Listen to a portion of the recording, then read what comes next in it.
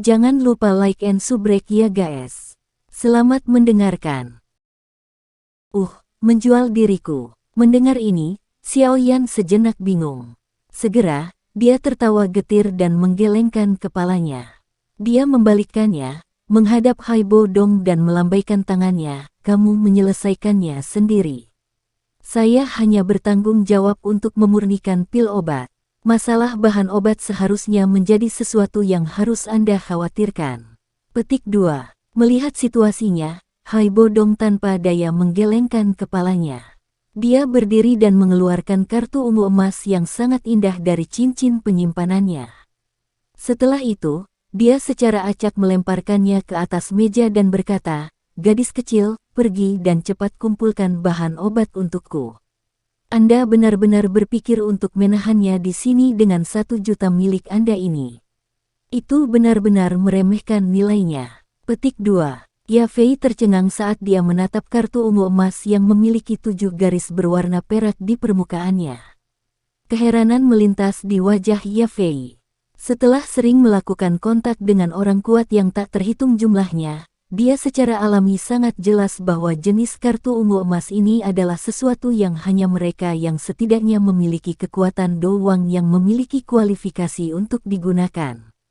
Mungkinkah pria tua yang tampak rendah hati ini sebenarnya adalah doang?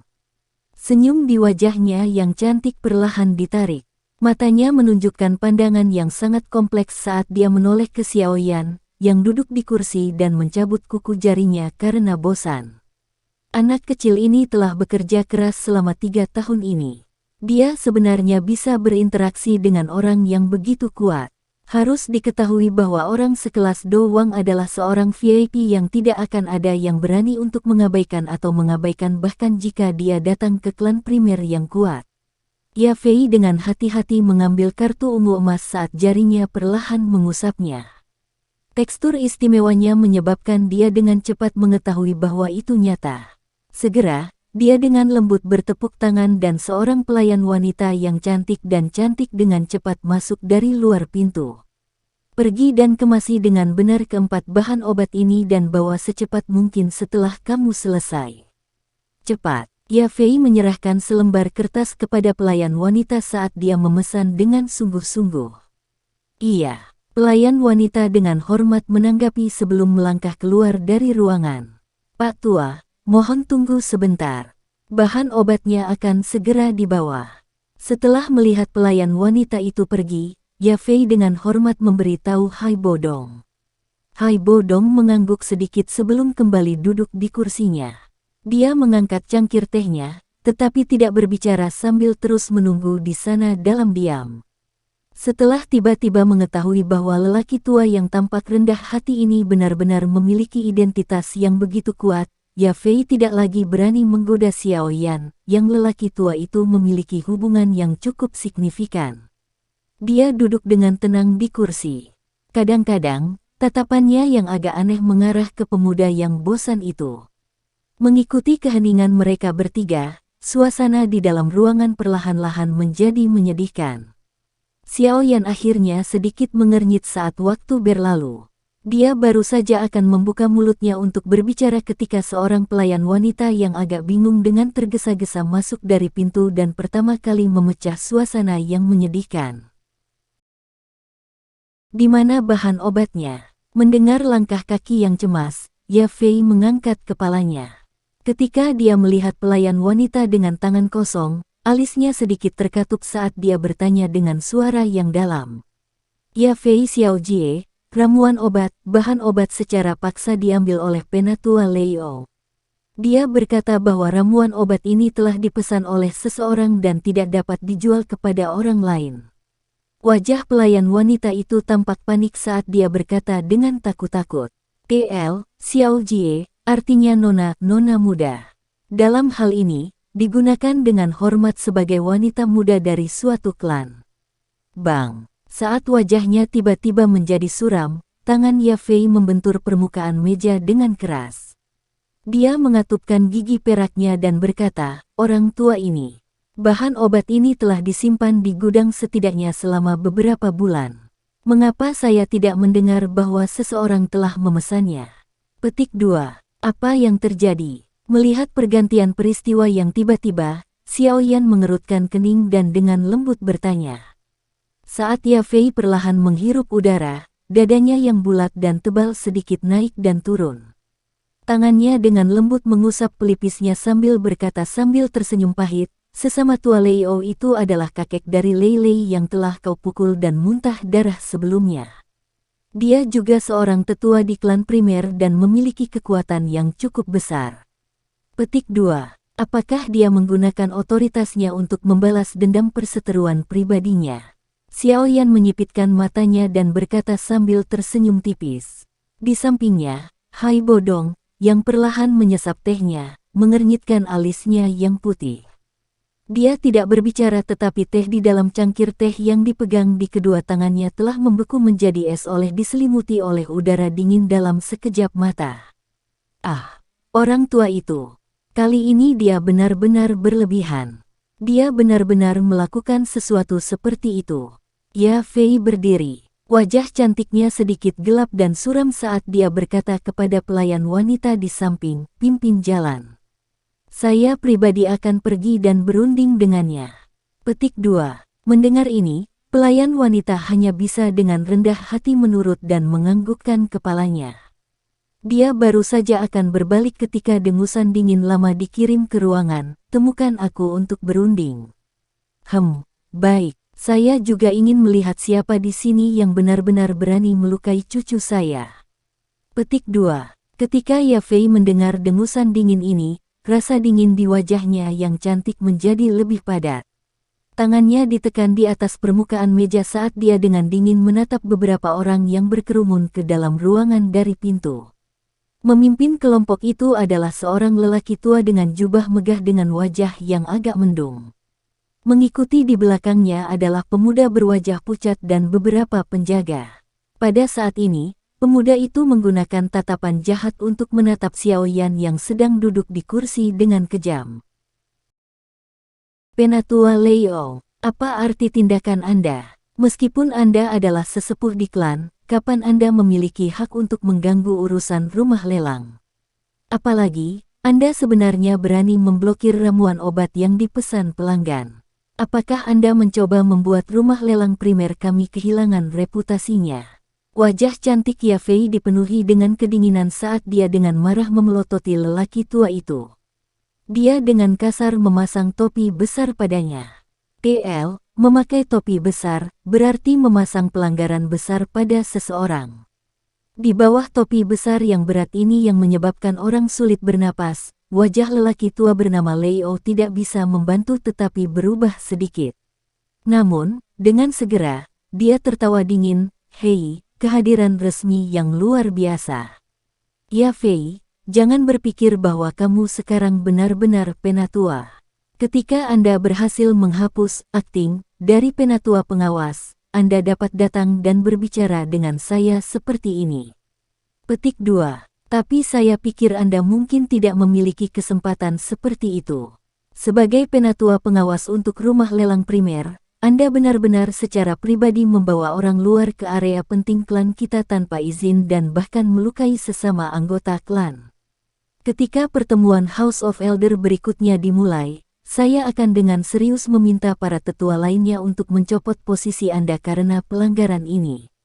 Petik 2. Setelah memasuki ruangan, tatapan gelap dan kejam Lei O menyapu Xiaoyan dan Hai Bodong. Xiaoyan muda tidak membuatnya terlalu memperhatikan. Hanya lencana alkemis tingkat 2 di dadanya yang membuat hatinya merasakan kejutan sesaat. Namun, itu hanyalah kejutan. Dengan statusnya, dia telah berinteraksi dengan terlalu banyak alkemis tingkat 2. Oleh karena itu, sebagian besar pandangannya terfokus pada Hai Bodong yang tanpa ekspresi. Namun, dengan kemampuannya yang tajam, dia secara alami tidak bisa melihat melalui yayasan Hai Bodong. Segera, ketidaktahuan di dalam hatinya membuat dirinya menjadi tidak takut. Jika pihak lain adalah dari kelas Dou-Ling atau Dou-Wang, dia seharusnya bisa mendeteksi beberapa fluktuasi energi. Saat ini, bagaimanapun, Lei O merasakan bahwa seluruh tubuh Hai Bodong tidak memiliki sedikit pun aliran energi.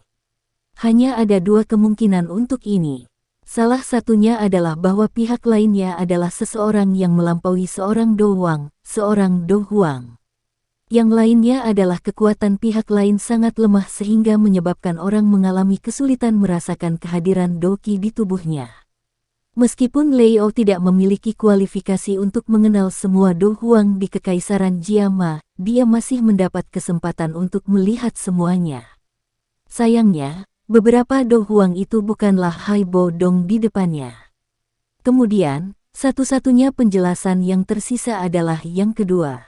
Penatua Lei Ou, mungkin Anda telah melupakan beberapa aturan laten dari rumah lelang. Beberapa klien besar memang memiliki kualifikasi untuk masuk ke tempat ini. Adapun masalah tentang Lei Lei, itu sepenuhnya salahnya sendiri. Seseorang tidak bisa menyalahkan orang lain karena bertindak untuk memberinya pelajaran. Ya Fei dengan dingin berkata. Seorang gadis lidah silet, klien besar. Hei, baiklah.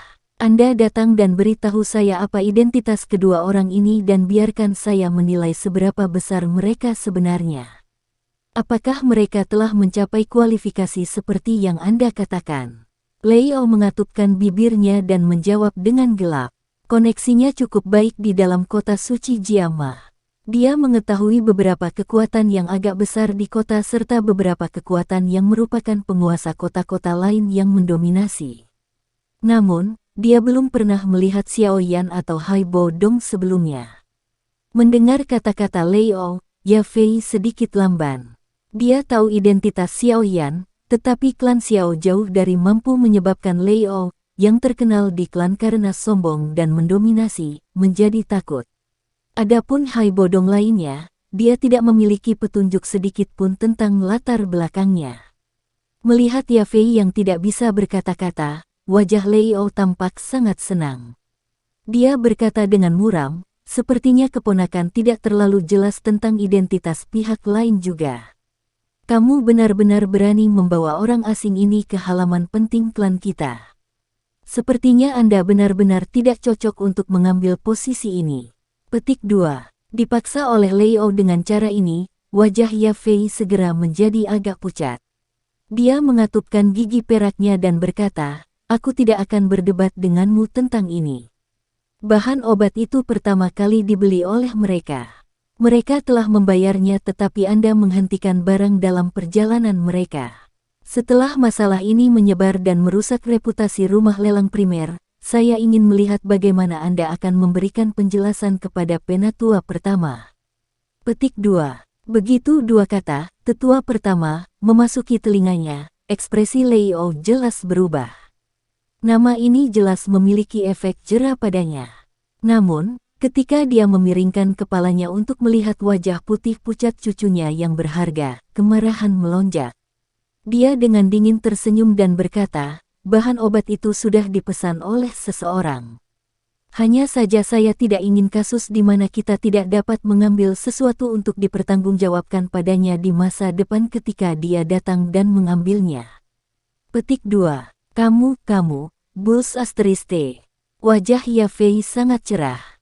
Dihadapkan dengan argumen irasionalnya, tangan Ya Fei menghantam permukaan meja. Dia sebenarnya marah sampai dia langsung menggunakan kata-kata kasar. Jika ada yang memesan tagihan sebesar itu, bagaimana mungkin saya tidak tahu? Penatua Lei Ou, metode melakukan sesuatu ini benar-benar tidak sesuai dengan posisi Anda sebagai penatua. Ya Fei dengan marah berkata, saya pasti akan melaporkan masalah ini secara pribadi kepada tetua pertama. Saat dia berbicara, Ya Fei berdiri dengan marah.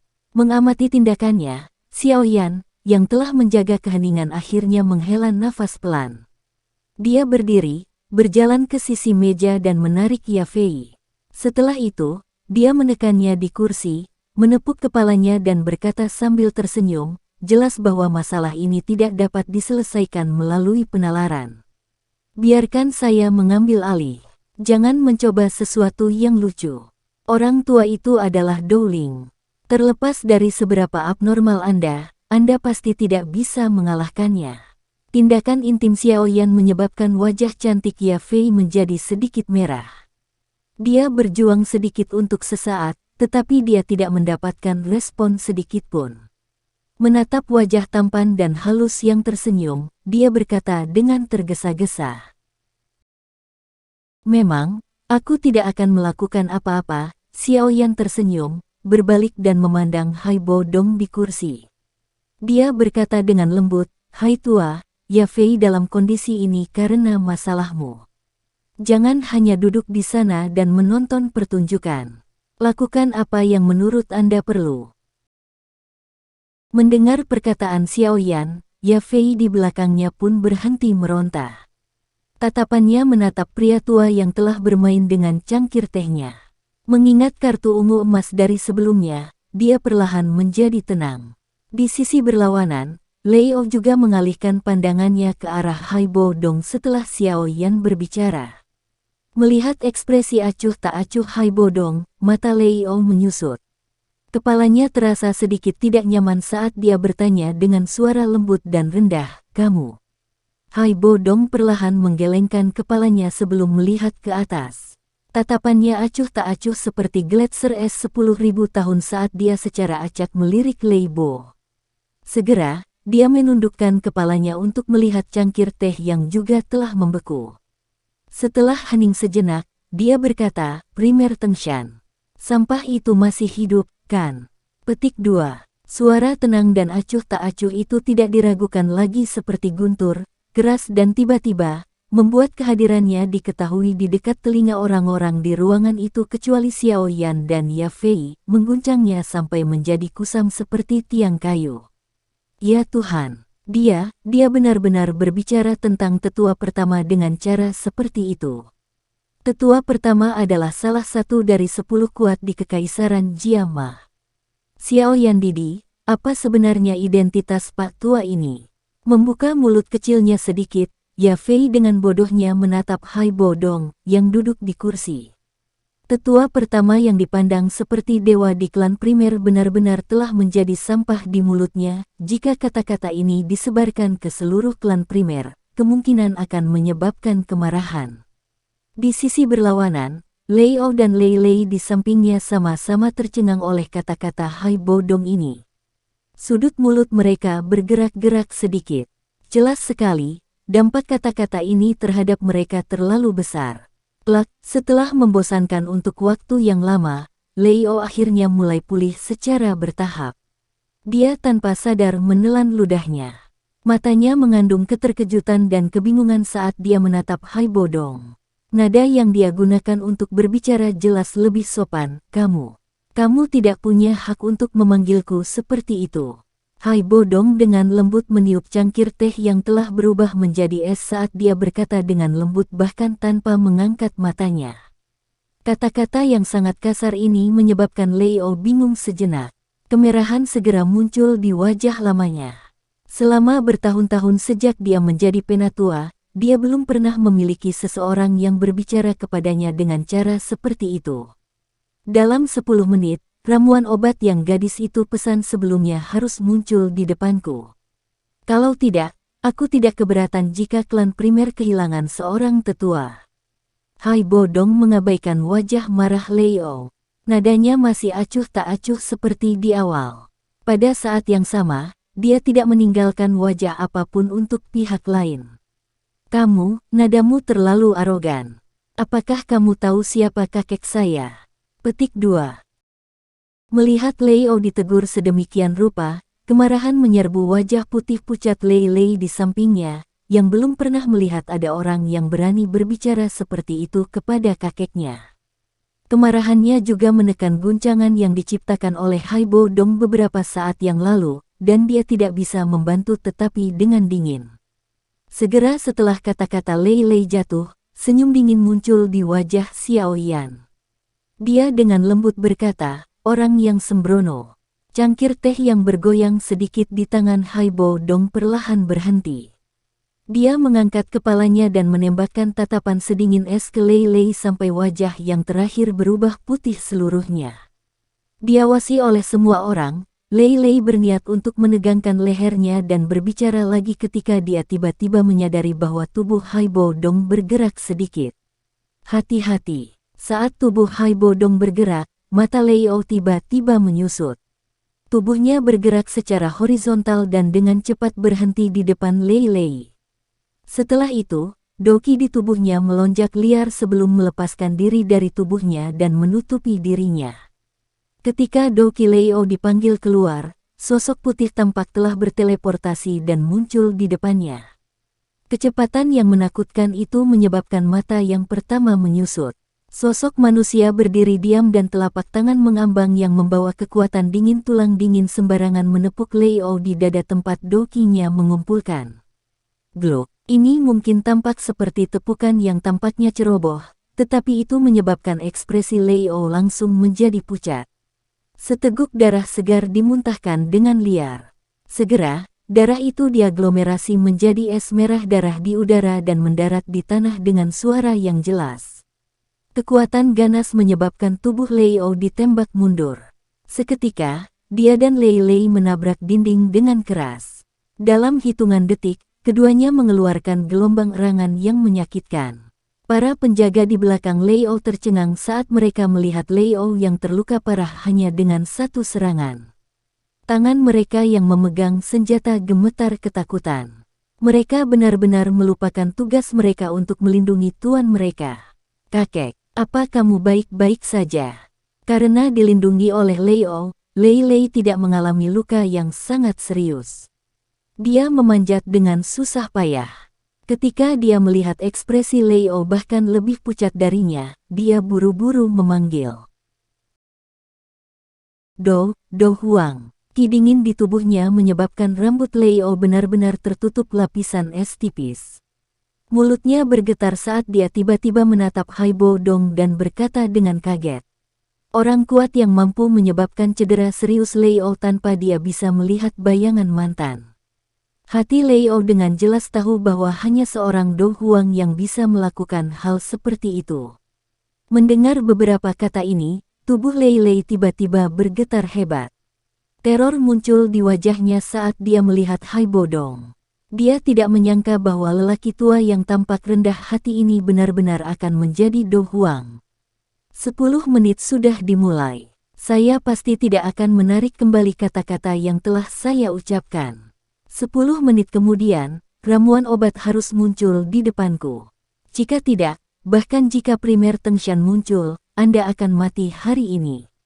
Haibo Dong melirik mereka berdua saat dia dengan acuh tak acuh dan perlahan berkata. Cepat, cepat, cepat pergi dan bawa ramuan obatnya. Mendengar kata-kata itu, teror melintas di wajah Leo. Dia buru-buru berteriak dengan marah pada Lei Lei di sisinya. Ya, Lei Lei yang sama sangat ketakutannya buru-buru berdiri, merangkak dan tersandung keluar ruangan. Menonton Leo yang telah menjadi sangat patuh dalam sekejap mata, Ya Fei tersenyum pahit dan menggelengkan kepalanya. Orang tua ini benar-benar bajingan murahan. Ah, Do Huang, Tuhan. Xiaoyan ini sebenarnya berkenalan dengan orang yang sangat kuat. Tidak heran dia memiliki keberanian untuk datang ke ibu kota. Ya Fei memandangi sumur di depannya. Dia semakin merasa bahwa orang ini semakin sulit untuk dilihat. Berdiri dari kursinya, Ya Fei dengan hormat memperhatikan Haibo Dong saat dia dengan takut bertanya. Apakah Tuan Tua kenal dengan tetua pertama kita? Orang tak berguna itu masih belum mati. Haibo Dong perlahan kembali ke kursinya dan sekali lagi mengucapkan kalimat berani yang menyebabkan tubuh Leo, yang tergeletak di tanah, bergerak-gerak. Kata-kata berani Haibo Dong ini juga menyebabkan Ya Fei menjadi sedikit malu. Dia dengan lembut berkata, semua baik-baik saja dengan tetua pertama. Bolehkah saya menanyakan nama Pak Tua? Petik 2. Saat kau melihat orang tak berguna itu, katakan saja padanya bahwa aku, Haibo Dong, belum mati. Dia secara alami akan tahu. Haibo Dong berkata dengan lemah. Iya. Mendengar kata-kata itu, Ya Fei hanya bisa menanggapi dengan hormat. Tangannya menyilangkan satu sama lain, tampak bingung. Sudut matanya tiba-tiba beralih ke kartu ungu emas di atas meja dan buru-buru mengambilnya, berniat mengembalikannya padanya. Menurut aturan, seorang Do Huang bisa menikmati perlakuan yang begitu mewah. Anda tidak perlu mengembalikannya. Dia tidak akan menerimanya. Melihat tindakan Ya Fei, Xiaoyan tersenyum dan mengalihkan pandangannya ke arah Haibo Dong dan bertanya, apakah aku benar, Hai Tua? Kamu, orang ini, gadis kecil ini bahkan bukan kekasihmu. Apakah Anda perlu membantunya menghemat sedikit uang ini? Haibo Dong menyapu bibirnya dan berkata tanpa daya. Ketika kata-kata Haibo Dong keluar dari mulutnya, wajah cantik Ya Fei menjadi sedikit merah. Dia memegang kartu ungu emas dan ragu-ragu sejenak sebelum memanggil seorang pelayan wanita dan memerintahkannya untuk mengeluarkan sebagian uang di dalamnya. Namun, sebelum pelayan wanita itu pergi, dia memerintahkannya untuk memotong harga hingga setengahnya. Hei, gadis kecil benar-benar tahu bagaimana bersikap, meskipun suara Ya Fei sangat lembut, itu masih sampai ke telinga Haibo Dong. Pada saat itu, dia tersenyum dan mengangguk, jelas memiliki kesan yang baik karena tindakannya ini.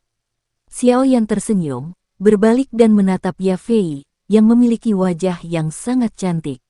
Dia tiba-tiba bertanya, itu benar, dapatkah Anda membantu saya memeriksa apakah ada sesuatu di rumah lelang yang dapat memulihkan kekuatan spiritual?